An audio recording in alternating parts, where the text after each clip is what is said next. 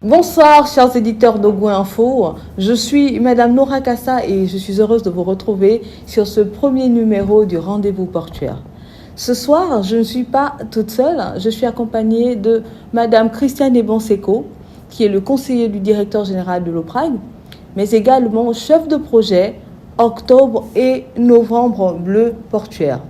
Mais également de Monsieur Paul Sidney Angouna, qui est le directeur du Port Molle et point focal pour le compte d'Octobre Rose et Novembre Bleu, pour le compte justement du Port Molle. Ok, donc bonsoir à vous et je suis très heureuse de vous recevoir sur mon plateau. Merci. Donc, les acteurs portuaires ont décidé d'être de plus en plus social. C'est ce que nous verrons ensemble tout au long de cette émission. Donc, Madame Christiane Ebonseko, qui est le chef de projet, elle va nous en dire un peu plus. Madame Christiane Ebon, on parle d'Octobre Rose, nous sommes le 1er novembre aujourd'hui. Je devrais enlever une carte, c'est laquelle? C'est ça, n'est-ce pas? Oui, exact. Mais pourquoi? Nous sommes dans quoi là? Vous nous mettez dans quoi? Novembre, c'est novembre là, c'est le temps des hommes maintenant, Monsieur Angouna, n'est-ce pas? Bien sûr. C'est novembre bleu. Mais pourquoi les acteurs portuaires nous mettent dans ce caractère hybride? Ben justement, le conseiller chef de projet va vous expliquer c'est quoi la formule. D'accord. Donc, Madame Christiane Ebonseko. Merci, Madame Nora Kassa. Justement, c'est fait à dessein. D'accord. C'est fait à dessein d'être en bleu sur ce plateau, justement pour marquer ce caractère hybride de notre projet, parce que la communauté portuaire a décidé en fait de traiter les questions de cancer féminin et de cancer masculin au même moment, durant la même édition. C'est plus efficace, tout simplement. Et ça s'adapte en fait à la réalité du terrain, parce que la problématique, parce que les assemblées, les personnes qui sont devant nous, lorsqu'on sensibilise, en fait, on n'a jamais eu un public unique. On a toujours des femmes et des hommes qui nous écoutent. Donc, on a fait, en fait, par rapport à ce choix, nous n'avons fait que nous adapter à la réalité du terrain, à la réalité du public. D'accord. Donc, ça veut dire que lorsque vous faisiez des campagnes de dépistage, vous aviez toujours des hommes et des femmes, et c'était un peu dommage de laisser les hommes sans être dépistés? Non, ce qui se passait avant, c'est que pendant des périodes, on sensibilisait uniquement les femmes pendant la période d'octobre et puis les hommes en novembre bleu. Mais là, on se rend tout simplement compte qu'on n'a jamais eu en fait un public constitué uniquement de femmes. Toujours un public mixte. Donc en fait, c'est pourquoi notre approche hybride trouve tout son sens. Justement. Donc c'est pourquoi j'ai dit qu'on a fait que s'adapter à la réalité du terrain. D'accord, Madame Christiane. La représentation aujourd'hui est la preuve. Justement, c'est ce que je crois. Une dame, un homme, oui, qui représentent bien les deux concepts. Effectivement, Monsieur Angouna. Le dépistage de cancer masculin et féminin pour les acteurs portuaires, ça n'en fait qu'un en fait. Il s'agit d'un homme et d'une femme qui font une action conjointe de dépistage. C'est pas loin de là. D'accord, madame. Donc, Madame Christiane, Monsieur Angouna, avant de rentrer dans le vif du sujet, j'aimerais savoir aujourd'hui, on parle d'acteurs portuaires, mais qui sont réellement ces acteurs fédérés autour de ce projet de dépistage de cancer masculin et féminin dans la zone portuaire? Oui, Madame Kassa, merci à nouveau. Le projet Octobre Rose et Novembre Bleu Portuaire, en fait, c'est un projet qui a été initié par la Direction générale de l'OPRAG, Autorité portuaire nationale, qui a décidé en fait de fédérer autour d'elle toutes les entreprises portuaires pour qu'ensemble elles puissent réaliser des actions qui ont beaucoup plus d'impact sur le plan social. C'est parti d'un constat tout simple. Pendant longtemps, au port de Ovendo, chaque acteur menait son action de son côté. On avait des actions comme ça qui étaient un peu éparses. Mais le fait aujourd'hui d'être ensemble, ça nous permet d'impacter positivement la commune d'Ovendo et ses environs sur le plan social. D'accord. Donc ça veut dire que dans la zone d'Ovendo, comme on le disait tantôt, les acteurs portuaires, ce sont des sociétés citoyennes. Ce sont des sociétés citoyennes qui ont décidé de se mettre ensemble afin d'avoir un meilleur impact dans les actions qu'elles posent. Exact, mais je profite également pour tout de suite dire que ces acteurs, qui sont-ils?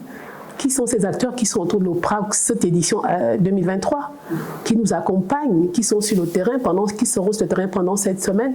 Il s'agit de l'OPRAG en premier, naturellement, demain. Ensuite, nous avons Sotrasmar, nous avons GPM, nous avons OCT, AGL, nous avons le CGC, nous avons également la Direction générale de la marine marchande. Je pense que je n'ai oublié personne, je crois. GPM également. Donc, en fait, nous sommes au nombre de 7 cette année.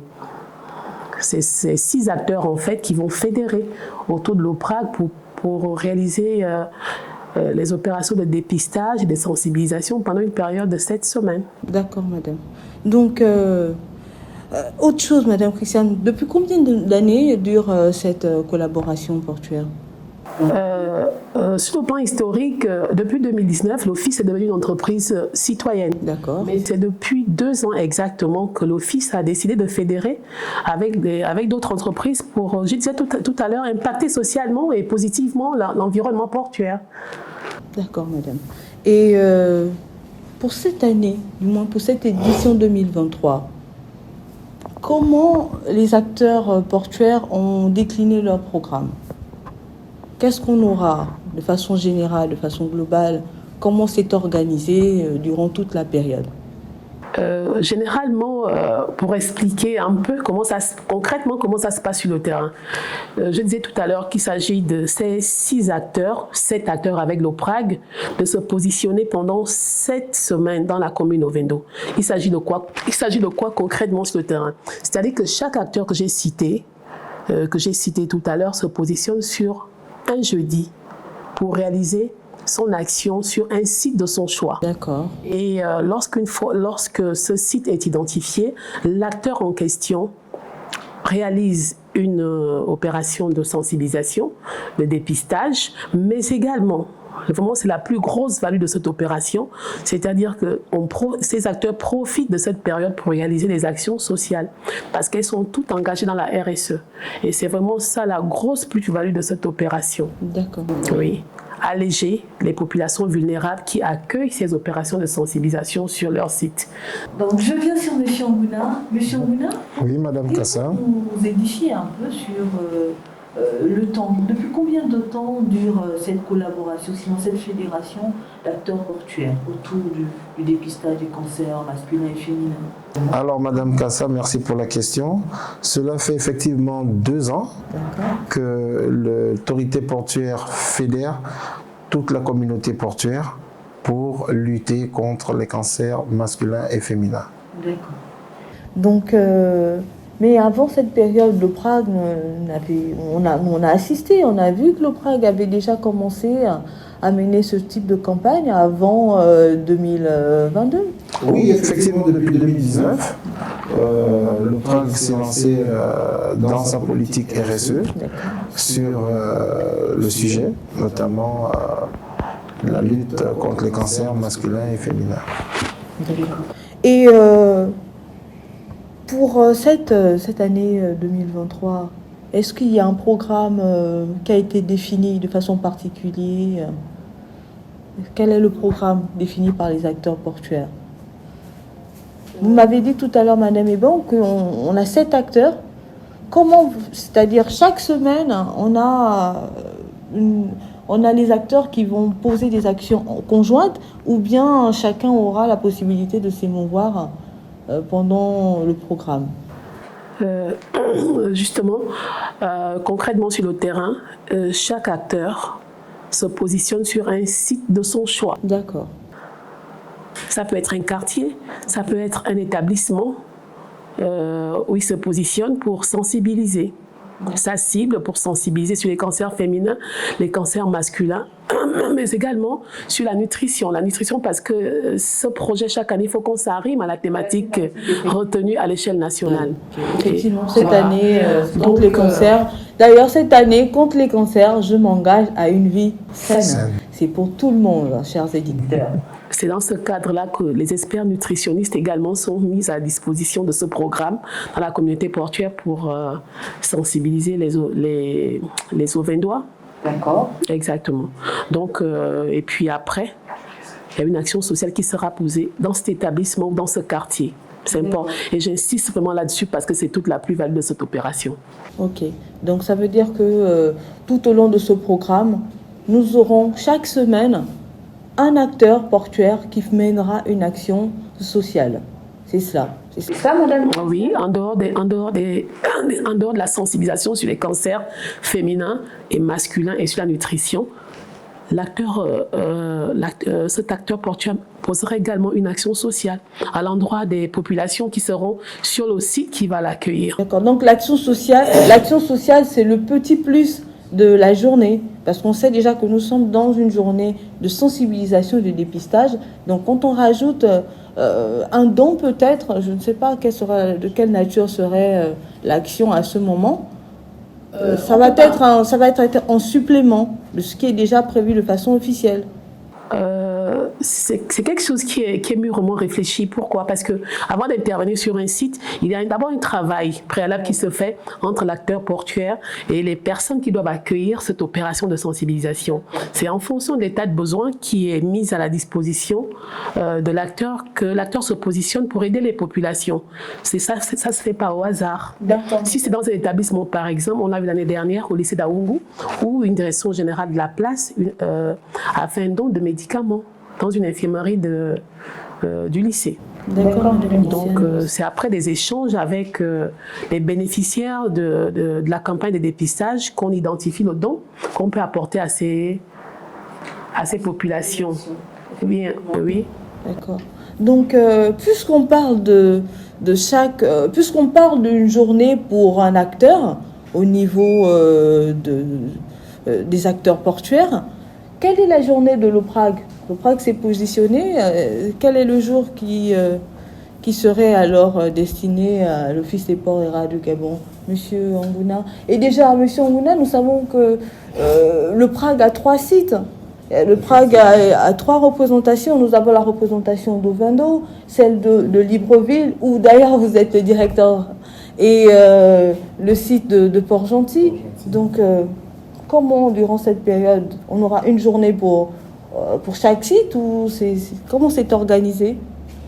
Alors, la direction générale, dans sa vision stratégique, a souhaité que les actions se fassent de manière simultanée sur tous les sites. D'accord. Et c'est une grâce.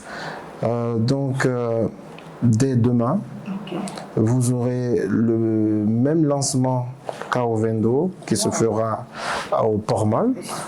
Et également, une très grosse journée. Et également à Port-Gentil, on aura le même lancement.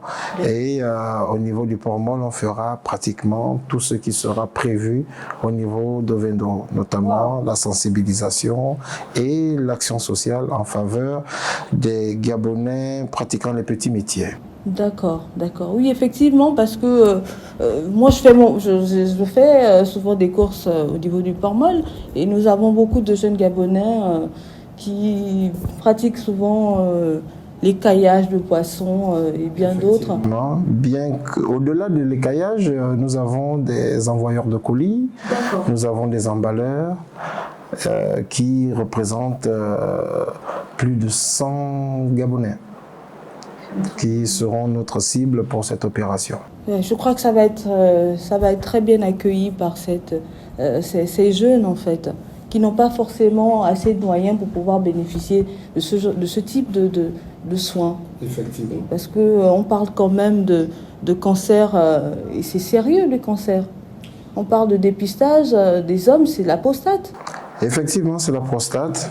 Et comme disent les praticiens, plus tôt c'est détecté, mieux c'est. Effectivement, effectivement.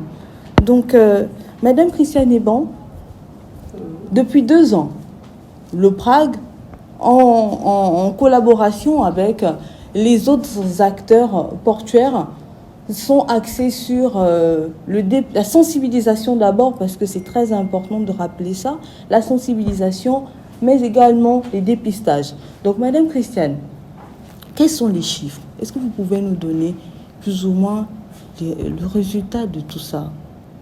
Quels sont les chiffres retenus aux sorties de l'édition 2022? 2022, nous avons sensibilisé en gros je crois, 2580 personnes. Et nous avons réussi à faire dépister 290 personnes. D'accord. Le taux, il est... Oui, c'est vrai que le taux, il est assez bas. Il est assez bas, c'est vrai. Mais nous mettons beaucoup de moyens pour sensibiliser parce que c'est quand même une maladie très difficile. Donc, il est important de sensibiliser pour que les gens prennent conscience et qu'on n'en arrive pas à la maladie. C'est vraiment ça le but. Parce qu'effectivement, la sensibilisation avant le dépistage. Et c'est sûr que les chiffres, le taux de personnes dépistées ne fait que traduire en fait une réalité. C'est pas facile d'aller se faire dépister, Madame Christiane. Ah, Monsieur Onguna, c'est pas facile. Ça veut dire qu'on s'expose à un risque. On nous dit aussi qu'on est... Vous savez, quand on parle de cancer, c'est quelque chose d'assez sérieux. Et malheureusement, la peur est toujours le premier frein. Raison pour laquelle la sensibilisation amène les praticiens à expliquer le bénéfice du dépistage. Car plus tôt c'est fait, plus vous avez de chances de vous en sortir. Oui, effectivement. Si le cancer est dépisté plus tôt et qu'on a conscience déjà, du moins on a l'information de la part de nos médecins que nous sommes malades, ça leur laisse la possibilité de vous sauver. Donc cette action menée par les acteurs portuaires, elle est salutaire, elle est louable. Il est important que chacun prenne la mesure de cette opportunité et qu'il puisse aller se faire dépister gratuitement. Donc, Madame Christiane, demain, jeudi, le 2 novembre 2023, ce sera la première journée. C'est la journée de lancement, c'est ça? Exact. Donc, comment est meublée la journée de lancement demain? C'est une journée qui est divisée en deux, c'est deux grands temps. C'est deux grands temps.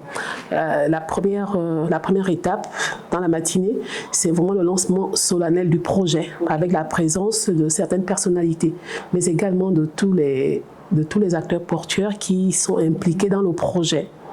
Mais c'est également le lieu où on va sensibiliser. Là, on s'appuie sur des experts nutritionnistes, des experts qui sensibilisent sur le cancer féminin, mais également sur le cancer masculin. La deuxième grosse étape, on va se déporter à la direction générale de l'OPRAG, où il est prévu une distribution, dans le cadre de la RSE de l'Office des ports et rats du Gabon, où il est prévu la distribution des moustiquaires imprégnés, mais également des kits médicaux constitués de déparasitants.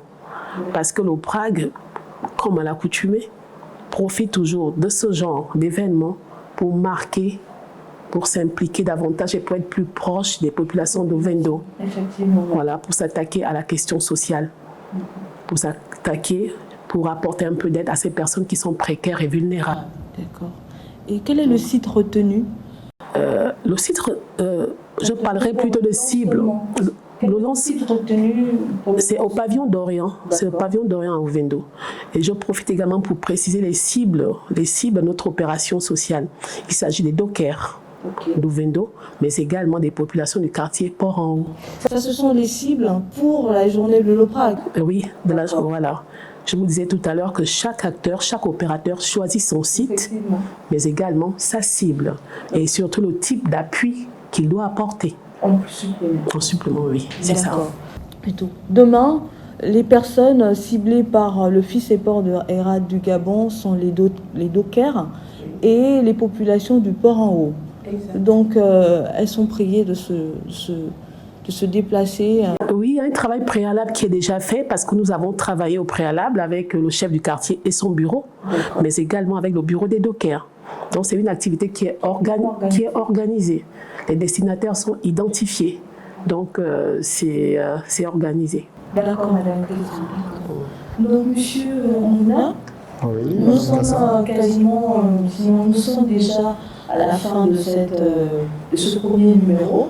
Donc, pour la journée de demain, nous retenons bien que nous aurons un lancement et une action sociale, sinon la première journée d'action sociale menée par les acteurs. Donc on a d'abord le lancement de façon conjointe et ensuite on démarrera avec l'action de l'OPRAG. Exact. Qui se passera à la direction générale de l'OPRAG. J'ai dit en 2 temps. Le lancement se fait au Pavillon d'Orient, c'est un hôtel de la commune situé à Ovendo, mais l'action sociale se passera à l'esplanade de la direction générale de l'OPRAG, où se situe également l'infirmerie de l'OPRAG qui est ouverte durant toute la période du projet. Et il faut préciser que nous sommes accompagnés dans cette opération toujours par le ministère de la Santé qui met à notre disposition des sages-femmes, des médecins, mais également quelques outils qui nous permettent de travailler. Durant le programme, les dépistages se font quand? Du moins à quel moment? C'est tous les jours? Oui, effectivement, c'est tous les jours. Alors, ce qui est à retenir, c'est que Ovendo, c'est justement le pavillon d'Orient et l'esplanade de la direction générale. Au niveau du Port-Molle, ce sera le centre de santé des gens de mer qui sera aussi ouvert. Et nous remercions au passage les services de la marine marchande qui sera ouvert tous les jours pour le dépistage. Tout au long du programme. Tout au long du programme. ça, c'est un plus. Et ça démarrera dès demain, après la sensibilisation. D'accord. Donc si le programme dure, tant pour moi, si le programme dure 2 mois, Ce sera l'infirmerie sera ouverte. C'est surtout accessible pendant les 2 mois du projet. D'accord. Donc, quels sont les sites qui seront ouverts durant tout le programme, en dehors du Port-Molle? On a un autre site, Port-Gentil? Port-Gentil. Oui. D'accord. Ok. Donc, ce sont les 2 sites retenus par le Prague, ouverts durant tout le programme. Les 3. Vous aurez l'infirmerie au niveau de la direction générale. Vous avez le centre de santé des gens de mer au niveau du Port-Molle de Libreville. Et je pense l'infirmerie au niveau de la direction régionale à Port-Gentil. D'accord. Donc, on a les 3 sites qui auront des infirmeries qui seront ouvertes durant tout le programme, de lundi à vendredi. Effectivement. D'accord, de lundi à vendredi. Mais là, c'est pour toutes les personnes qui souhaiteraient se faire dépister. Bien sûr. Les hommes et les femmes? Bien sûr. L'objectif cette année, c'est de booster le nombre de personnes dépistées. Parce que nous avons observé, d'après les chiffres donnés par Madame Eban, qui sont clairs. 2500 sensibilisés pour à peine 290 dépistés. Nous voulons booster le nombre de dépistages. D'accord. Donc, D'où l'ouverture des infirmeries durant toute la durée du projet. Effectivement. d'accord. Exact. c'est retenu. Donc, nous sommes déjà à la fin de ce programme, de ce premier numéro. Madame Christiane Ebanseco, est-ce que vous avez envie de dire quelque chose à l'appel, quelque chose? Je profite de cette tribune pour rassurer les populations d'Ovendo, de la commune d'Ovendo et ses environs, que l'Office des ports et rats du Gabon, SGPP, OCT, AGL, la SGPP, la Direction générale de la marine marchande, GPM et le CGC seront bien au rendez-vous dès demain pour mener ensemble cette grosse opération de sensibilisation et de dépistage sur les cancers féminins et masculins. Comme on le dit dans la communauté portuaire, ensemble, on va plus loin. Et ces populations auront également l'occasion, dès jeudi prochain également, d'accueillir l'action de l'entreprise Sotrasmar, qui s'est également positionnée pour le prochain jeudi. Bien, Madame Kassa, mon mot de fin, c'est déjà vous remercier de nous avoir reçus à votre émission. Et c'est l'occasion pour moi d'inviter les populations environnantes au niveau du Port-Molle, notamment la vallée Sainte-Marie, qui regorge pas mal de personnes nécessiteuses, et les habitants de lui, 3 quartiers et autres, à venir nous rejoindre pour ce lancement, car l'objectif pour nous est de sensibiliser et de dépister le maximum de personnes. Merci M. Ngouna, merci Madame Ebanseco. Donc, chers éditeurs de Go Info, nous sommes arrivés au terme de notre premier numéro du rendez-vous portuaire. Nous étions accompagnés de Madame Christiane Ebanseco, conseiller du directeur général de l'OPRAG, chef de projet Octoprose et Novembre Bleu portuaire, mais également de M. Paul Sidney Angouna, qui est le directeur du Port-Molle, point focal pour le compte d'Octobre Rose et Novembre Bleu portuaire au niveau du Port-Molle.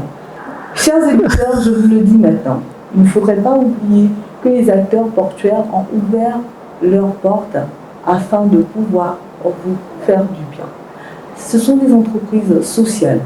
Qui dit social dit plus proche des populations. Donc n'oubliez pas cela. Cette période de campagne de sensibilisation et de dépistage, c'est pour vous. Il faudrait que vous puissiez prendre la mesure de l'action, vous rendre dans les différents points qui seront bien évidemment sur nos réseaux sociaux communiqués et aller vous faire dépister. Le dépistage, c'est la première chose à faire. Si vous ne vous faites pas dépister, vous ne saurez pas que vous êtes malade. Et si vous ne savez pas que vous êtes malade, vous réduisez vos chances de continuer à rester auprès de vos enfants, auprès de votre famille. Voilà. Donc on vous dit à très bientôt sur notre plateau de Go Info pour un prochain numéro du rendez-vous portuaire. À très bientôt.